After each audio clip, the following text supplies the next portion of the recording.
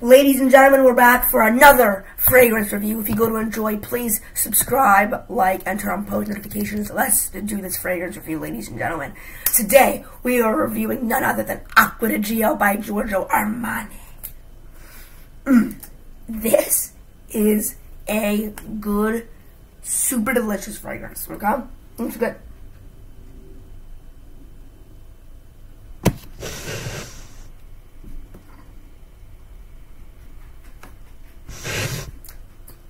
Giorgio Armani is an amazing designer, and he also happens to make really good fragrances.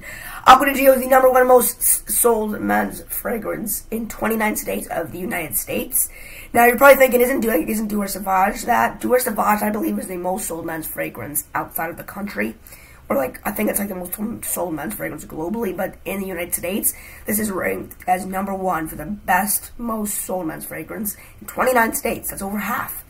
And then the other ones are probably split up between Dior Sauvage, Bleu de Chanel, and Creed Aventus, and maybe some Versace Eros. This is really crisp, it's clean, it's fresh, it's woody. I'll search up the note. I'll search up the note breakdown so we can go through that. Let's see, Acqua di Gio, and it's pretty aquatic too. It's Acqua di Gio. I mean, Acqua di Gio notes breakdown. So the top notes are lime, lemon, bergamot, jasmine, orange, mandarin, and neroli. So, of course, this is a really, really, really, really, really complicated fragrance. It's not in the slightest, a very, simple scent. It's not just, you take it off, go 1, 2, 3, 4, 5, boom, oh, that smells like lime. That's what real lime would smell like. But yes, off the top of this, you will smell some lime. A very nice woody lime, but you get that. And I really have the texture of the title, whatever, and nice liquid sounds. Really good fragrance. And then yeah, you got lime, lemon, citruses, bergamot, citruses, jasmine. So the top is it's kind of broken down, right? It goes citrusy, sweet, then it goes fresh, clean, then woody and musky. So you got the citruses, you got the lime, lemon, bergamot, jasmine, orange, mandarin, and then the neroli, which is a little bit woodier than citrusy, but it's still pretty citrusy.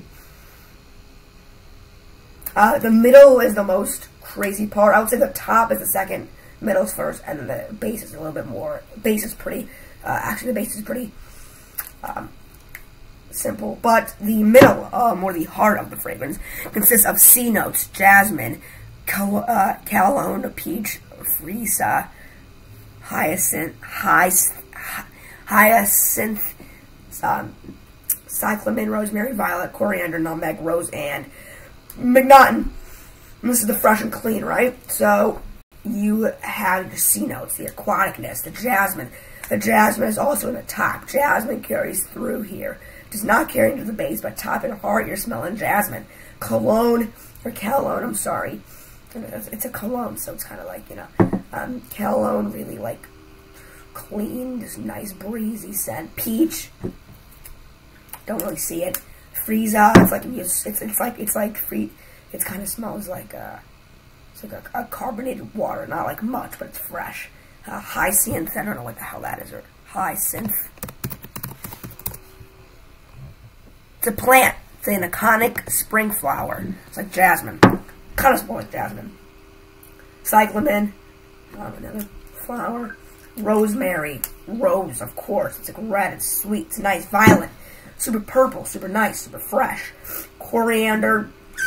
A bit more musky. And then you have the nutmeg. You have rosemary, and mignotte. I don't know what. And nutmeg nutty notes. What is mignotte? It's a sauce. Interesting. At the base of the fragrance, you only have 5 notes. In the top, we had 1, 2, 3, 4, 5, 6, 7, 8. In the top, we had 8 notes. In the middle, we had 1, 2, 3, 4, 5, 6, 7, 8, 9, 10, 11, 12. We had 8 at the top, 12 in the middle, but only 5 here. But that's still crazy. That means there's 25 notes in this fragrance. my most complex, like, fragrance ever. My most complex fragrance. I don't know exactly, but I'm going to say Phantom by Paco Rabanne. I think this baby has about 12 notes or 11 notes.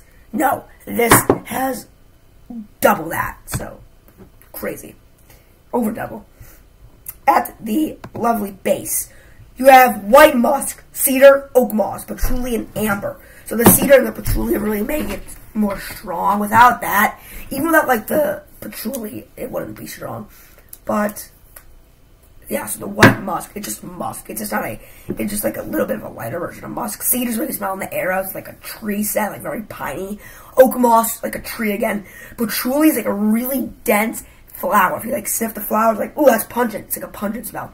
And then amber. Amber's pretty much musk. It's like an artificial musk though.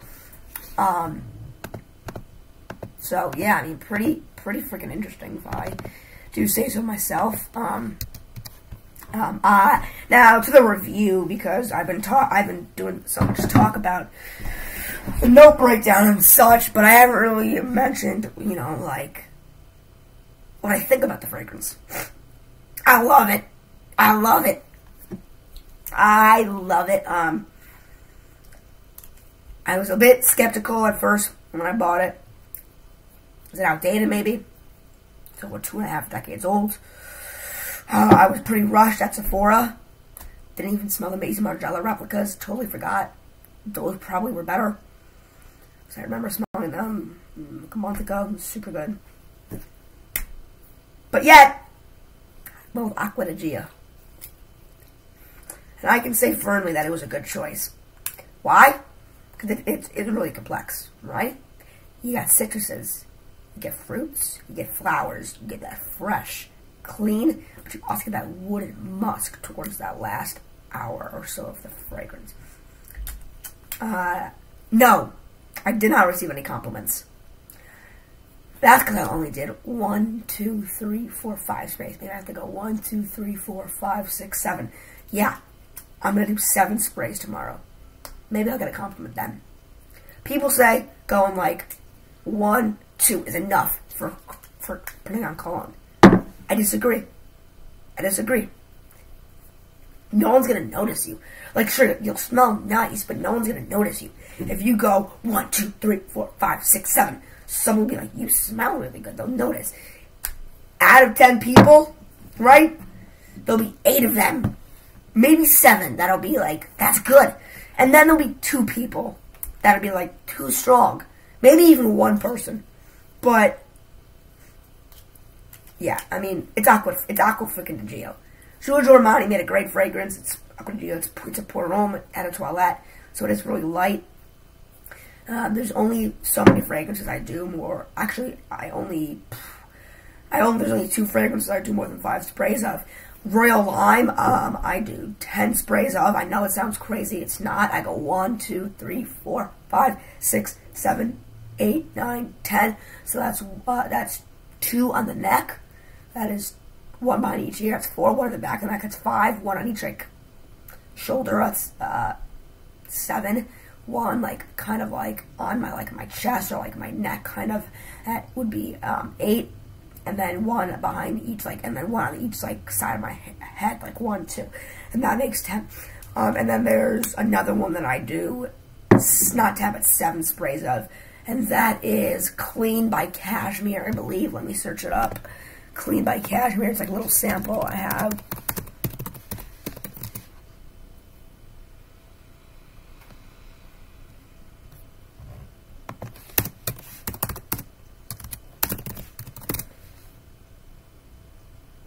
Maybe it's not actually, but I think it's called Clean, and I think it's by Cashmere. I think I have the Clean flanker, but I do 7 sprays. 1, 2, 3, 4, 5, 6, 7 of that, because that is an Eau Fresh, and then I think that's 7. But then I do 10 of the Eau de Cologne, which is the Royal Lime. Because I think it's Royal. Yeah. Anyway, whatever. That's not the point. We're not talking about that. But, actually we kind of are. It really to stand out. Like, Royal Lime is the lightest thing ever. 10 sprays, I'll get a compliment, but it's not even overpowering. You know, if I did 20 sprays, I think I would be fine. Maybe that's a little bit much, but I think even 15, I would be fine. Like, it's like so unnoticeable, you know? But, yeah. So, I mean, yeah. There's not much more to say. I mean,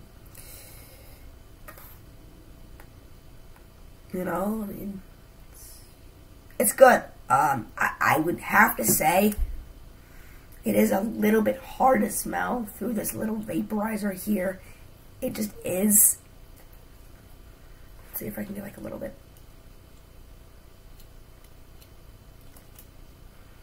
Not really. I think I do like it more than Eros. I know. It is. Okay, I know. If I'm smelling it right, I like it more than Eros. Let me smell Versace. Yeah. Oh yeah, baby. Eros. Look at that texture glass. Here's some more.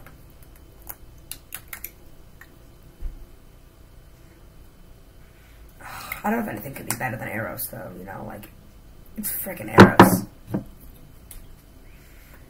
I like them both in little, like, different ways. Like, honestly, if I had to say, like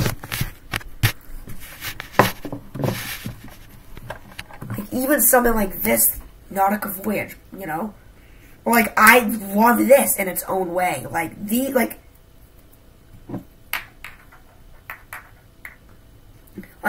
three fragrances are amazing. If I could bring all three of these to Florida, I would, but I can't. Because this would be 200 milliliters. And I am bringing fragrances to Florida. I've decided I'm gonna bring these two. 50 mil.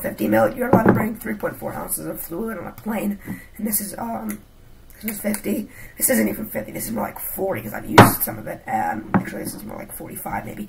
And this is like 49 or something, or you know, like 48 or.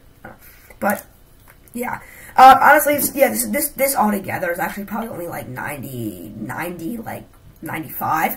So I may actually bring both of my Creed samples, because together those are maybe like 6 milliliters, and if they say no, I'll just say, alright, fine, and I'll give them to my mom, and she'll take them back home, because she's actually driving me to the airport. I'm going to Florida by myself, which means I do need to start packing. I'm leaving Wednesday at like 12:30. Today's Monday, so I have school today, I have school tomorrow, and then I have like a half day in 2 days, and that's it. So,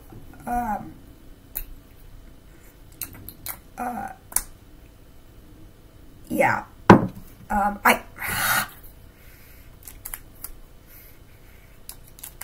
such a hard decision. It's actually a little dark. It's kind of fresh. I can't decide. I can't. They're both so freaking good. And, like, I'm not so indecisive. Like, the Phantom, definitely not. Spice Bomb, definitely not. Mediterranean, definitely not. Aquafaba, definitely not. Royal Lime, definitely not. My samples, those are good. Millésime Imperial is really good. And Viking is good, too. Oh, God, my nose hurts.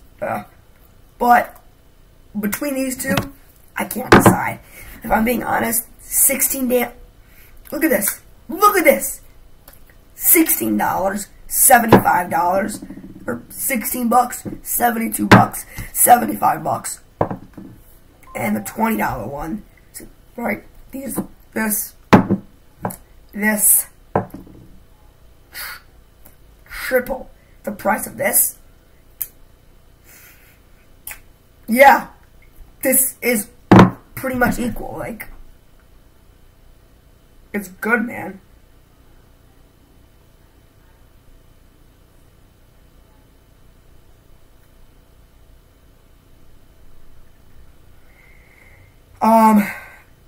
But yeah, like, it really is. It's mad hard to decide, but I would love to bring Nautica Voyage with me.